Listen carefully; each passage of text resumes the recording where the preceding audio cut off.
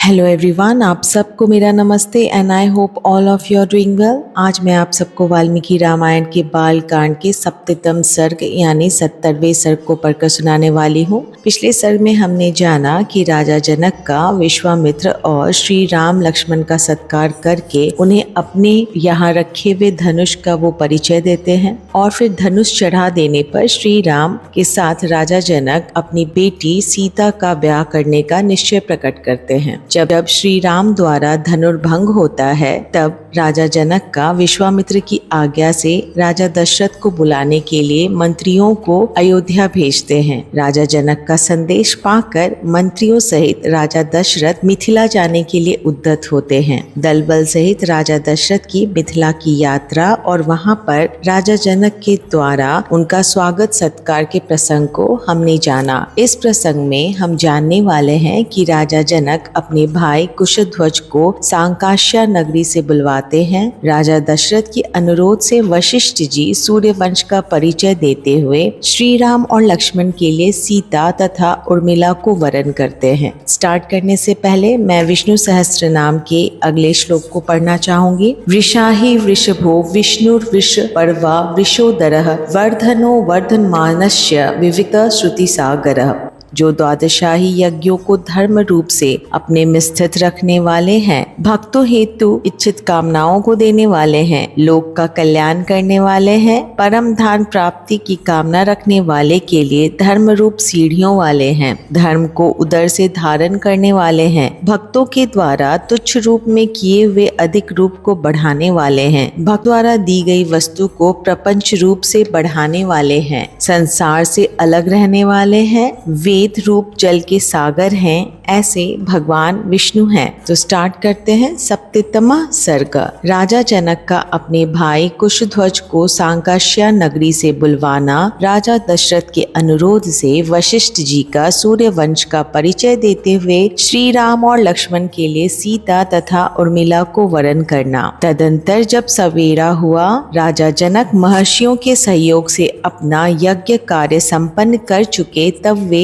वाक्य मर्मज्ञ नरेश अपने पुरोहित शतानंद जी से इस प्रकार बोले। ब्राह्मण, मेरे महातेजस्वी और पराक्रमी भाई कुशध्वज जो अत्यंत धर्मात्मा है, इस समय इच्छुमती नदी के जल पीते हुए उसके किनारे बसी हुई कल्याणमयी सांकाश्या नगरी में निवास करते हैं। उसके चारों ओर के परकोटों की रक्षा के लिए शत्रु के निवारण में समर्थ बड़े बड़े यंत्र लगाए गए हैं। वह पुरी पुष्पक विमान के समान विस्तृत तथा पुण्य से उपलब्ध होने वाले स्वर्ग लोक के सदृश सुंदर है। वहाँ रहने वाले अपने भाई को इस शुभ अवसर पर मैं यहाँ उपस्थित देखना चाहता हूँ, क्योंकि मेरी दृष्टि में वे मेरे इस यज्ञ के संरक्षक हैं। महातेजस्वी कुशध्वज भी मेरे साथ श्री सीता राम के विवाह संबंधी इस मंगल समारोह का सुख उठावेंगे। राजा के इस प्रकार कहने पर शतानंद जी के समीप कुछ धीर स्वभाव के पुरुष आए और राजा जनक ने उन्हें पूर्वोक्त आदेश सुनाया।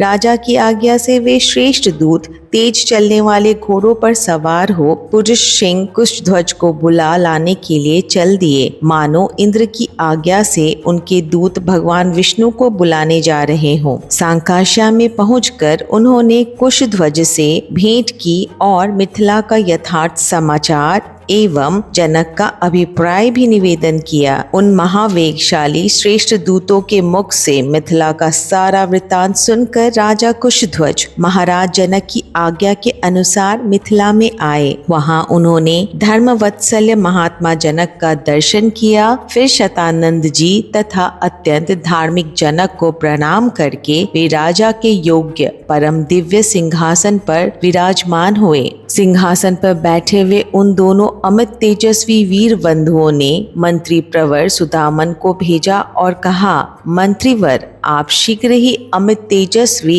इक्ष्वाकु कुलभूषण महाराज दशरथ के पास जाइए और पुत्रों तथा मंत्रियों सहित उन दुर्जय नरेश को यहाँ बुला लाइए। आज्ञा पाकर मंत्री सुदामन महाराज दशरथ के खेमे में जाकर रघुकुल की कीर्ति बढ़ाने वाले उन नरेश से मिले और मस्तक झुकाकर उन्हें प्रणाम करने के पश्चात इस प्रकार बोले। वीर अयोध्या नरेश, मिथिलापति विदेहराज जनक इस समय उपाध्याय और पुरोहित सहित आपका दर्शन करना चाहते हैं। मंत्रीवर सुदामन की बात सुनकर राजा दशरथ ऋषियों और बंधु बांधवों के साथ उस स्थान पर गए जहां राजा जनक विद्यमान थे। मंत्री, उपाध्याय और वीर बंधुओं सहित राजा दशरथ, जो बोलने की कला जानने वाले विद्वानों में श्रेष्ठ थे, विदेहराज जनक से इस प्रकार बोले, महाराज, आपको तो विदित ही होगा कि इक्ष्वाकु कुल के देवता ये महर्षि वशिष्ठ जी हैं। हमारे यहाँ सभी कार्य में ये भगवान वशिष्ठ मुनि ही कर्तव्य का उपदेश देते हैं और इन्हीं की आज्ञा का पालन किया जाता है।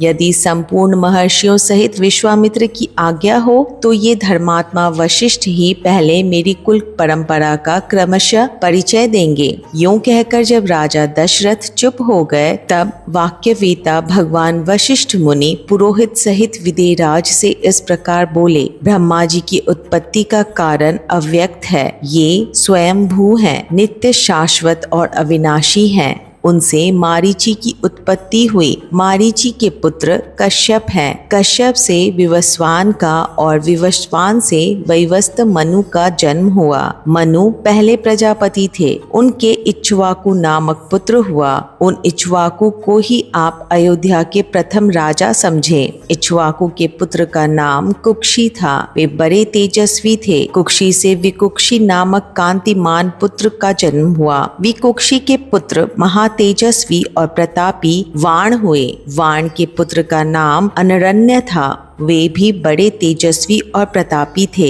अनरण्य से पृथु और पृथु से त्रिशंकु का जन्म हुआ। त्रिशंकु के पुत्र महायशस्वी धुंधुमार थे। धुंधुमार से महातेजस्वी महारथी युवनाश्व का जन्म हुआ। युवनाश्व के पुत्र मानधाता हुए, जो समस्त भूमंडल के स्वामी थे। मानधाता से सुसंधि नामक कांतिमान पुत्र का जन्म हुआ। सुसंधि के भी 2 पुत्र हुए, ध्रुव संधि और प्रसेनजित। ध्रुव संधि से भरत नामक यशस्वी पुत्र का जन्म हुआ। भरत से महातेजस्वी असित की उत्पत्ति हुई। राजा असित के साथ हेय, तालजंग और शशबिंदु, इन 3 राजवंशों के लोग शत्रुता रखने लगे थे। युद्ध में इन तीनों शत्रुओं का सामना करते हुए राजा असित प्रवासी हो गए। वे अपनी 2 रानियों के साथ हिमालय पर आकर रहने लगे। राजा असित के पास बहुत थोड़ी सेना शेष रह गई थी। वे हिमालय पर ही मृत्यु को प्राप्त हो गए। उस समय उन दोनों की रानियां गर्भवती थीं, ऐसा सुना गया है। उनमें से एक रानी ने अपनी सौत का गर्भ नष्ट करने के लिए उसे विषयुक्त भोजन दे दिया। उस समय उस रमणीय एवं श्रेष्ठ पर्वत पर भृगुकुल में उत्पन्न हुए महामुनि च्यवन तपस्या में लगे हुए थे। हिमालय पर ही उनका आश्रम था। उन दोनों रानियों में से एक, जिसे जहर दिया गया था, कालिंदी नाम से प्रसिद्ध थी। विकसित कमल दल के समान नेत्रों वाली महाभागा कालिंदी एक उत्तम पुत्र को पाने की इच्छा रखती थी। उसने देवतुल्य तेजस्वी भृगुनंदन च्यवन के पास जाकर उन्हें प्रणाम किया। उस समय ब्रह्मर्षि च्यवन ने पुत्र की अभिलाषा रखने वाली कालिंदी से पुत्र जन्म के विषय में कहा, महाभागे, तुम्हारे उदर में एक महान, बलवान, महातेजस्वी और महापराक्रमी उत्तम पुत्र है। वह कांतिमान बालक थोड़े ही दिनों में गर यानी जहर के साथ उत्पन्न होगा। अतः कमल लोचने, तुम पुत्र के लिए चिंता ना करो। वह विधवा राजकुमारी कालिंदी बड़ी पतिव्रता थी। महर्षि च्यवन को नमस्कार करके वह देवी अपने आश्रम लौट आई। फिर समय आने पर उसने एक पुत्र को जन्म दिया, लेकिन उसकी सौत ने उसके गर्भ को नष्ट कर देने के लिए जो गर दिया था, उसके साथ ही उत्पन्न होने के कारण वह राजकुमार सगर नाम से विख्यात हुआ। सगर के पुत्र असमंज और असमंज के पुत्र अंशुमान हुए। अंशुमान के पुत्र दिलीप और दिलीप के पुत्र भगीरथ हुए। भगीरथ से ककुस्थ और ककुस्थ से रघु का जन्म हुआ। रघु के तेजस्वी पुत्र प्रवृत्त हुए जो शाप से राक्षस हो गए थे, वे ही तलस्मात्पाद नाम से भी प्रसिद्ध हुए। उनसे शंखण नामक पुत्र का जन्म हुआ। शंखण के पुत्र सुदर्शन और सुदर्शन के अग्निवर्ण हुए। अग्निवर्ण के शिग्रज और शिग्रज के पुत्र मरु थे। मरु से प्रसुशुक्र और प्रसुशुक्र से अम्बरीश की उत्पत्ति हुई। अम्बरीश के पुत्र राजा नहुष हुए। नहुष से ययाति और ययाति के पुत्र नाभाग थे। नाभाग से अज हुए। अज से दशरथ का जन्म हुआ। इन्हीं महाराज दशरथ से ये दोनों भाई श्री राम और लक्ष्मण उत्पन्न हुए। इक्ष्वाकु कुल में उत्पन्न राजाओं का वंश आदिकाल से ही शुद्ध रहा। वे सब के सब परम धर्मात्मा, वीर और सत्यवादी होते आए हैं। नरश्रेष्ठ नरेश्वर इसी इक्ष्वाकु कुल में उत्पन्न हुए श्री राम और लक्ष्मण के लिए मैं आपकी 2 कन्याओं का वरण करता हूँ। ये आपकी कन्याओं के योग्य हैं और आपकी कन्याएं इनके योग्य, अतः आप इन्हें कन्यादान करें। इस प्रकार श्री वाल्मीकि निर्मित आश रामायण आदि काव्य के बालकांड में 70वां सर्ग पूरा हुआ। 71 सर्ग यानी 71वां सर्ग राजा जनक का अपने कुल का परिचय देते हुए श्री राम और लक्ष्मण के लिए क्रमशः सीता और उर्मिला को देने की प्रतिज्ञा करना। महर्षि वशिष्ठ जब इस प्रकार इक्ष्वाकु कुल वंश का परिचय दे चुके, तब राजा जनक ने हाथ जोड़कर उनसे कहा, मुनि श्रेष्ठ आपका भला हो। अब हम भी अपने कुल का परिचय दे रहे हैं। सुनिए महामते, कुलीन पुरुष के लिए कन्यादान के समय अपने कुल का पूर्ण रूपेण परिचय देना आवश्यक है, अतः आप सुनने की कृपा करें। प्राचीन काल में नीमि नामक एक परम धर्मात्मा राजा हुए हैं, जो संपूर्ण धैर्यशाली महापुरुषों में श्रेष्ठ तथा अपने पराक्रम से तीनों लोकों में विख्यात थे। उनके मिथि नामक एक पुत्र हुआ। मिथि के पुत्र का नाम जनक हुआ। ये ही हमारे कुल में पहले जनक हुए हैं। इन्हीं के नाम पर हमारे वंश का प्रत्येक राजा जनक कहलाता है। जनक से उदावसु का जन्म हुआ। उदावसु से धर्मात्मा नंदीवर्धन उत्पन्न हुए। नंदीवर्धन के शूरवीर पुत्र का नाम सुकेतु हुआ। सुकेतु के भी देवरात नामक पुत्र हुआ। देवरात महान बलवान और धर्मात्मा थे। राजर्षि देवरात के बृहद्रथ नाम से प्रसिद्ध एक पुत्र हुआ।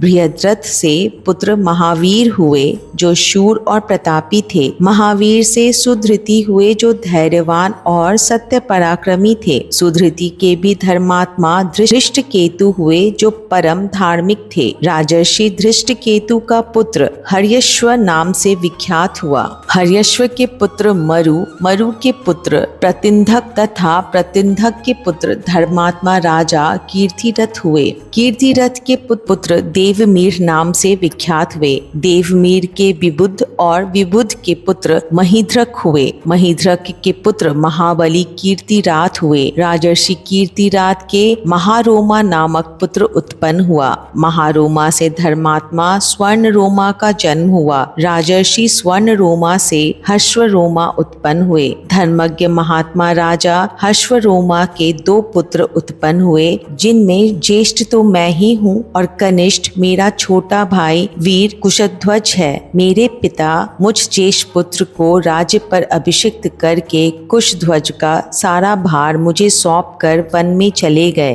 वृद्ध पिता के स्वर्गगामी हो जाने पर अपने देवतुल्य भाई कुशध्वज को स्नेह दृष्टि से देखता हुआ मैं इस राज्य का भार धर्म के अनुसार वहन करने लगा। कुछ काल के अनंतर पराक्रमी राजा सुंधवा ने संकाशय नगर में आकर मिथिला को चारों ओर से घेर लिया। उसने मेरे पास दूत भेजकर कहलाया कि तुम शिव जी के परम उत्तम धनुष तथा अपनी कमल नयनी कन्या सीता को मेरे हवाले कर दो। महर्षि, मैंने उसकी मांग पूरी नहीं की, इसलिए मेरे साथ उसका युद्ध हुआ। उस संग्राम में सम्मुख युद्ध करता हुआ राजा सुधन्वा मेरे हाथ से मारा गया। मुनिश्रेष्ठ, राजा सुधन्वा का वध करके मैंने संकाश नगर के राज्य पर अपने शूरवीर भ्राता कुशध्वज को अभिषिक्त कर दिया। महामुनि, ये मेरे छोटे भाई कुशध्वज हैं और मैं इनका बड़ा भाई हूँ। मुनिवर, मैं बड़ी प्रसन्नता से आपको 2 बहुएं प्रदान करता हूँ। आपका भला हो। मैं सीता को श्री राम के लिए और उर्मिला को लक्ष्मण के लिए समर्पित करता हूँ। पराक्रम ही जिनको पाने का शुल्क शर्त था, उस देव कन्या के समान सुंदरी अपनी प्रथम पुत्री सीता को श्री राम के लिए और दूसरी पुत्री उर्मिला को लक्ष्मण के लिए दे रहा हूँ। मैं इस बात को 3 बार दोहराता हूँ, इसमें संशय नहीं है। मुनि प्रवर, मैं परम प्रसन्न होकर आपको 2 बहुएं दे रहा हूँ। वशिष्ठ जी से ऐसा कहकर राजा जनक ने महाराज दशरथ से कहा, राजन, अब आप श्री राम और लक्ष्मण के मंगल के लिए इनसे गोदान करवाइए। आपका कल्याण हो। नांदी मुख श्राद्ध का कार्य भी संपन्न कीजिए। इसके बाद विवाह का कार्य आरंभ कीजिएगा। महाबाहो प्रभु, आज मघा नक्षत्र है। राजन, आज से तीसरे दिन उत्तरा फाल्गुनी नक्षत्र में वैवाहिक कार्य कीजिएगा। आज श्री राम और लक्ष्मण के अभ्युदय के लिए गो, भूमि, तिल और स्वर्ण आदि का दान कराना चाहिए, क्योंकि यह भविष्य में सुख देने वाला है। इस प्रकार श्री वाल्मीकि निर्मित आश रामायण आदि काव्य के बालकांड में 71वां सर्ग पूरा हुआ। जय श्री राम।